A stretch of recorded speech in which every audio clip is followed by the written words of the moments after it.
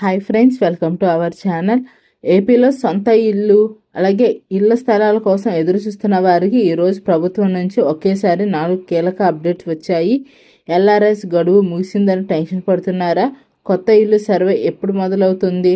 నిధులు ఎప్పుడు జమ అవుతాయి? ఇలాంటి మీ ప్రశ్నలన్నిటికీ ఈ వీడియోలో సమాధానం దొరుకుతుంది. వీడియో చివరి వరకు చూడండి, ఎందుకంటే ఎల్ఆర్ఎస్ విషయంలో ప్రభుత్వం దీనికోసం ఒక నిర్ణయం మీ అందరికీ పెద్ద ఊరటనిస్తుంది. మరింత ఇన్ఫర్మేషన్ కోసం మన వీడియోని లైక్ చేయండి, షేర్ చేయండి, సబ్స్క్రైబ్ చేసుకోండి. టాపిక్లోకి వస్తే ఇళ్ల పథకం వివరాలు చూసుకున్నట్టయితే, ప్రభుత్వం తరపున ఇళ్ల పథకం కింద అర్హులైన లబ్ధిదారులకు ఇంటి స్థలాల మరియు ఇళ్ల నిర్మాణం కోసం సహాయం అందిస్తోంది. ఈ పథకం ద్వారా సొంత ఇల్లు లేని పేదలందరికీ గూడు కల్పించడం కోసం ప్రభుత్వం లక్ష్యంగా పెట్టుకుంది. అలాగే చూసుకున్నట్టయితే ఇప్పటి వరకు వేలాది మందికి ఇళ్ల స్థలాలు కేటాయించడం జరిగింది. నిర్మాణాలు కూడా వేగంగా జరుగుతున్నాయి. ఈ పథకం కింద ఇల్లు ఎలా పొందాలో పూర్తి వివరాలు త్వరలోనే తెలియజేస్తాను. అలాగే గృహ నిర్మాణాలను చూసుకున్నట్టయితే గృహ నిర్మాణ శాఖపై జరిపిన సమీక్షలో కీలక విషయాలు వెల్లడయ్యాయి. అవి ఏంటో చూసుకున్నట్టయితే, నిర్మిత గడుపులోపు ఒక సంఖ్యలో అంటే ప్రత్యేక సంఖ్యలో ఇల్లు నిర్మాణం పూర్తి చేయాలని లక్ష్యంగా పెట్టుకున్నారు. పూర్తయిన ఇళ్లకు గృహప్రవేశాలు నిర్వహించేందుకు ఏర్పాట్లు జరుగుతున్నాయి.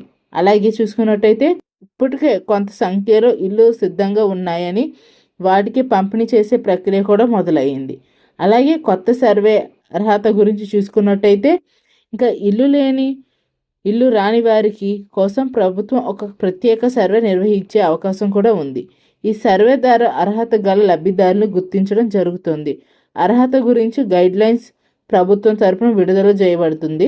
అలాగే చూసుకున్నట్టయితే సాధారణంగా ఆదాయం పరిమితి, నివాస వివరాలు వంటివి అర్హతకు ఉండాలని ఏవే ఉండాలో కూడా చెప్తున్నారు. అలాగే చూసుకున్నట్టయితే నిధుల విడుదల గురించి చూసుకున్నట్టయితే ఇప్పుడు మీరు బిల్లుల కోసం ఎదురు చూస్తున్న వారికి గుడ్ న్యూస్.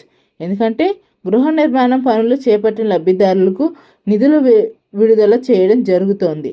అలాగే నిర్మాణం పురోగతి ఆధారంగా నిధులు లబ్ధిదారుల ఖాతాలోకి నేరుగా జమ చేయడం కూడా జరుగుతుంది. దీనివల్ల సమాచారం పెరుగుతుంది. అలాగే లబ్ధిదారులకు సకాలంలో నిధులు కూడా పెరుగుతాయి అన్నమాట. చూసారుగా ఫ్రెండ్స్, ఏపీలో ఇల్లు పథకం అప్డేట్స్ ఇవి. ఈ పథకాల గురించి మరిన్ని వివరాలు తెలియగానే మీకు తెలియజేస్తాను.